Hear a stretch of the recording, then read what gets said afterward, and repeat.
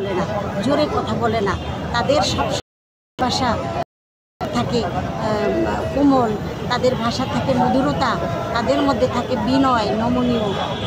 এই অবস্থা ভক্তি জ্ঞানে সবসময় থাকে। তারা কখনো প্রতিবাদ করতে জানে না, কারো আঘাত করে নাই কখনো। কোনো দিন কোনো মোল্লা মুন্সি বলেন যারা নাকি মাজার ভাঙতেছে তাদের বিরুদ্ধে কোনো দিন একটা কথা বলে নাই। তারপরও আমাদের সেই ভালোবাসার জায়গাটাকে তারা শেষ করে দিতে চায়, ধ্বংস করে দিতে চায়। তারা একটা গ্রুপ, তারা হলো ওয়াহাবিপন্থী। তারা একঘেয়েমি, তারা অহংকারী। তারা মনে করে যে আমরা যেটা করতেছি এইটাই ভালো, কিন্তু এই তাদের যে একঘেয়েমি স্বার্থপরতা ভালো, এই ভালোটার পিছনে যে কত মানুষ আঘাত পায়, কত অপরাধ, আল্লাহওয়ালা আল্লাহর ওলিদেরকে তারা অপমান করতেছে। এই অপমানটা তো আল্লাহকে করা যায়। অলিয়া উলিয়ার দরবার, পীর ফকির, এটা সারা বিশ্বে, নবী রাসূল বা মাজার সারা বিশ্বে আছে।